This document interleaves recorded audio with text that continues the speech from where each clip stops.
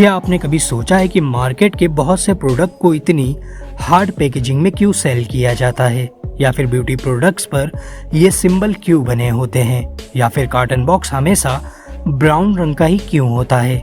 जी हाँ, मैं आपको बताऊंगा ऐसी चीज़ों के बारे में जिन्हें हम रोज इस्तेमाल तो करते हैं मगर इन्हें बनाने का असल मकसद हम नहीं जानते।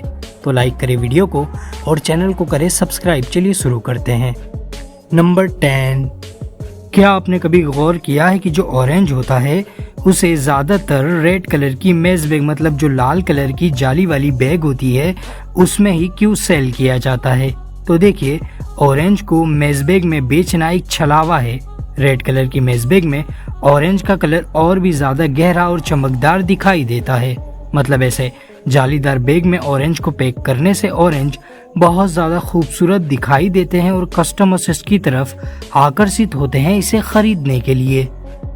नंबर 9, क्या आपने कभी सोचा है कि बिजली का जो बल्ब होता है उसका शेप हमेशा से ऐसा ही क्यों रहा है, मतलब गोल ही क्यों।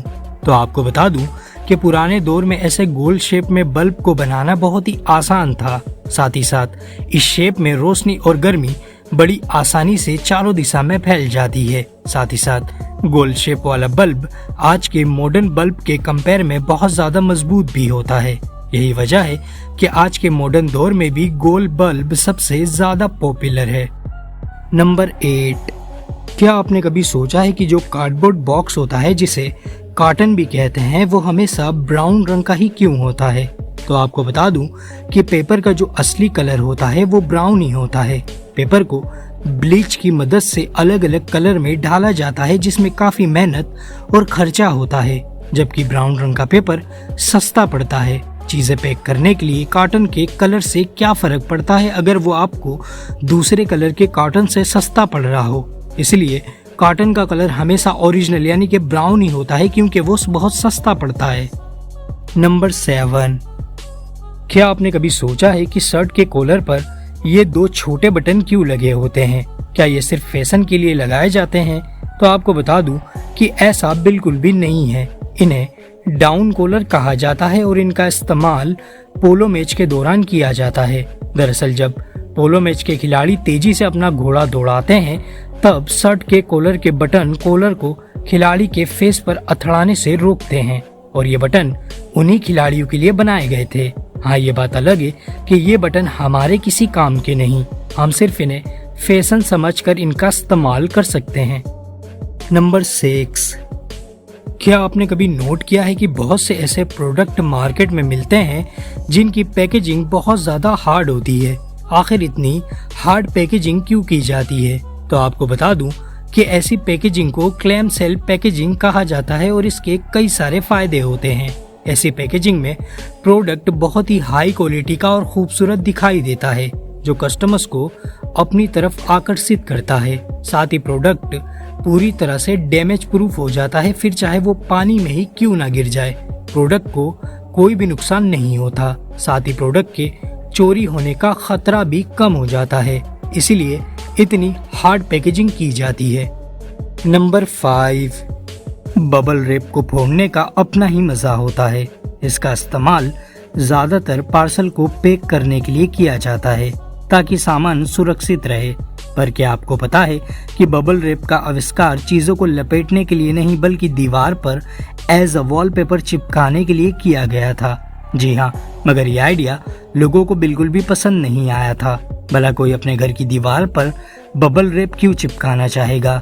यह आइडिया मार्केट में फेल हो गया था, जिसके बाद इसका इस्तेमाल चीजों को लपेटने के लिए किया जाने लगा।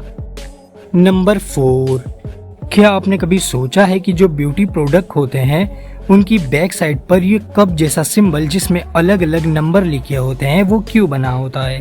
तो आपको बता दूं कि ज्यादातर ब्यूटी प्रोडक्ट्स पर एक्सपायरी डेट नहीं लिखी होती, जबकि ये सिंबल प्रोडक्ट की एक्सपायरी डेट को दर्शाते हैं। अगर सिंबल पर 6 लिखा हो तो इसका ये मतलब है कि आप इस प्रोडक्ट को ओपन करने के बाद 6 महीने तक इस्तेमाल कर सकते हो, और अगर 12 लिखा हो तो आप इस प्रोडक्ट को ओपन करने के बाद 12 महीने तक इस्तेमाल कर सकते हो। नंबर 3, आप जब भी कोई चमड़े से बना सामान खरीदते हो जैसे कि शूज, तो उसके साथ एक छोटा सा पाउच आता है जिसे ज्यादातर लोग फेंक देते हैं। पर क्या आपने कभी सोचा है कि ये छोटा सा पाउच आखिर किस काम आता है? तो देखिए, इस पाउच में सिलिका जेल होता है। सिलिका जेल हवा में मौजूद नमी को सोखने का काम करता है। ये बदबू, फफूंदी, मोल्ड और बैक्टीरिया को रोकने का काम करता है, जिसके चलते बॉक्स में मौजूद प्रोडक्ट लंबे समय तक सुरक्षित रहता है।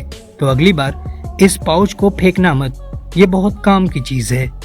नंबर 2, क्या आपने कभी सोचा है कि बुक के आखिर में कुछ पेज हमेशा खाली क्यों होते हैं? तो देखिए, बुक के प्रिंट की जो प्रक्रिया होती है वो फुल्ली ऑटोमेटिक होती है। बस मशीन में एक बड़े साइज के पेपर को फिट कर दिया जाता है। बाद में मशीनी एक खास पैटर्न में पेपर को मोड़ती और काटती है।